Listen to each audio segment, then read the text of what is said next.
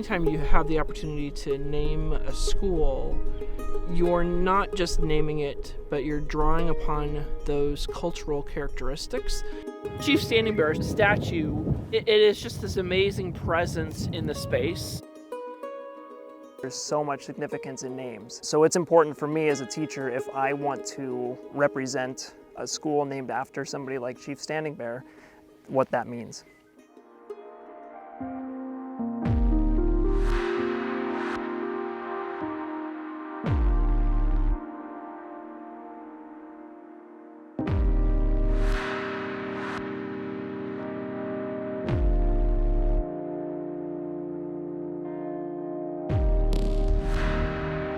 I'd like to quote from Chief Standing Bear himself at the conclusion of a successful trial that recognized Indians as persons under the law.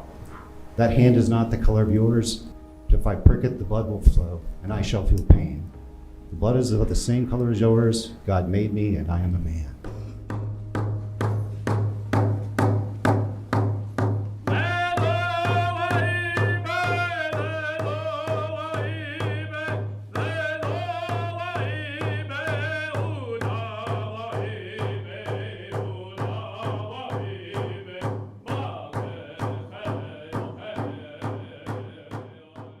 It's been a long journey. And when we talk about mascot issues and the negative stereotypes when it comes to Native people as a whole, this was a real opportunity, if this name was chosen, to lead the country and show how this can be done in a good way that's representative of Indigenous people, but also embraces all the different ethnicities and people as a whole.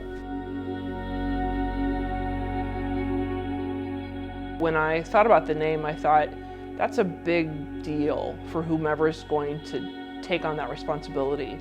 That took me a while to kind of conceptualize this, to think about where do we start? Creating the culture of a space, where to start that was where I spent most of my first couple of months.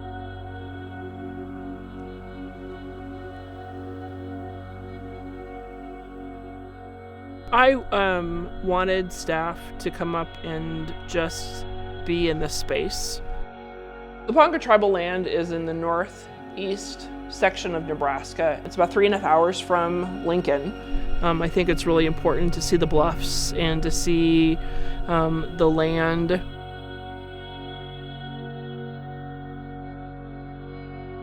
Every year, this will be the point that sets us as a community and grounds us in an understanding of our partnership and relationship with the Ponca tribe. This building was built and finished in 1936. It holds a very sacred and sentimental value for all the Ponca people. We actually held a tribal council in here. We've had powwows in here. We had church in here. Being forced on your own boundary of land, that means we could not go out and hunt. We couldn't fish in areas. We couldn't gather our foods and our medicines that we normally would. Even our ceremonies were forbidden. All of these were original Ponca allotments along this map here. And now it's been dwindled down. You can see we're actually right here. We can't talk about our history without talking about these things too, because even these make us who we are. And then we used to have our buffalo were actually penned in right inside of there. They used to come right up to that fence. This is our powwow arbor here. It's actually believed and documented that the Ponca might have hosted the very first powwow ever. Really, it's us coming together and enjoying our culture and embracing it and having a good time. So this here is the statue of Rabbit. He looks kind of scary, doesn't he? He'll haunt your dreams. The story that we kind of share with Rabbit is another moral story. And you'll notice that as we hit each of these statues along the path. This here is a picture of Ishtinike. So what does Ishtinike look like to you guys? Monkey. He's the ultimate trickster. I think he's comical sometimes in some of his stories. Every tribe will have their own medicine wheel. As you can see, this is ours. This one specifically represents the Ponca Tribe of Nebraska. Everything we do is connected into essence. You got your spiritual side, you got the mental and physical health side, you got the directions and the earth and the water. It all is relevant because it's all connected. Once you stepped foot in here, you stepped into the woman's domain. So she was boss. Inside of one of these earth lodges, we would have had an entire clan. So our men would carry the larger material to the job site, and then our women would assemble and put everything together.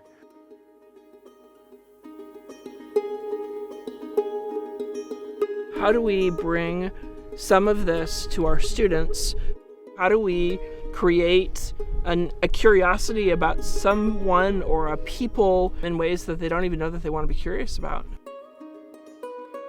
Standing Bear to me means everybody is included. Everybody has a heart. Everybody has thoughts that can be respected.